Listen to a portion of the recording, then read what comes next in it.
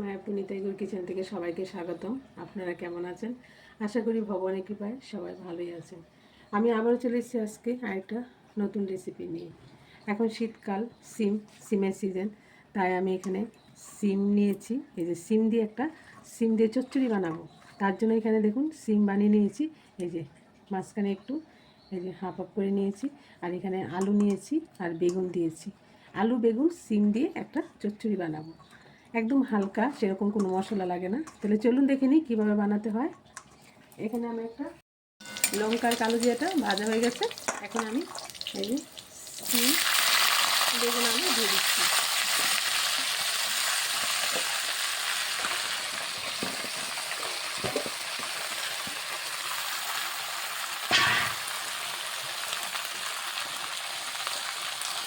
স্বাদ মতো লবণ দিয়ে দিচ্ছি।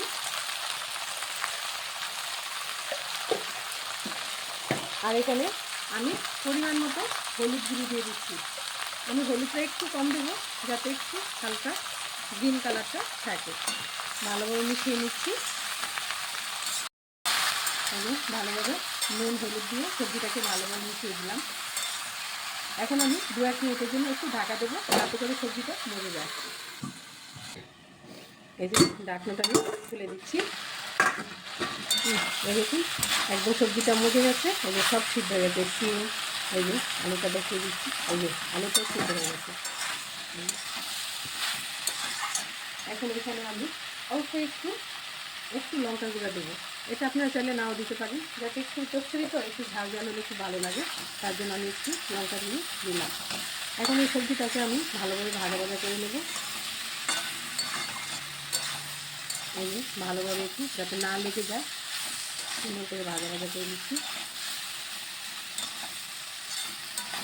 এখানে আমি স্বাদ মতো অল্প একটু পরিমাণে চিনি দিয়ে দিচ্ছি।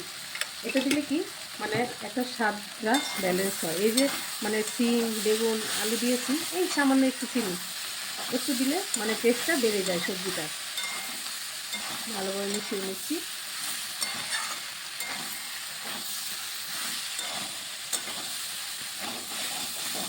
আস্তে আস্তে লেগে যাচ্ছে।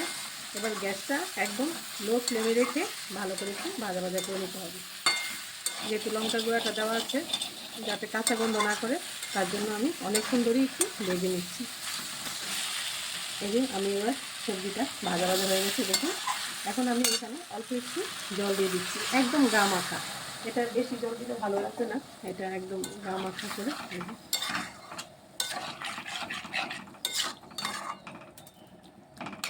এটা একটু ফুটবে, তাহলে হয়ে যাবে চচ্চড়িটা।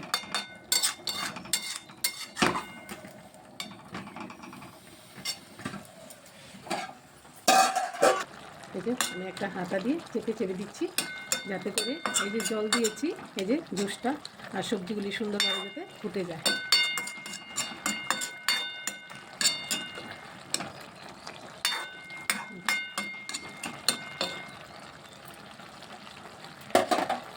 এখন আমি এখানে যে ধনেপাতা কুচি নিয়েছি, ধনেপাতা কুচিটা দিয়ে দিচ্ছি।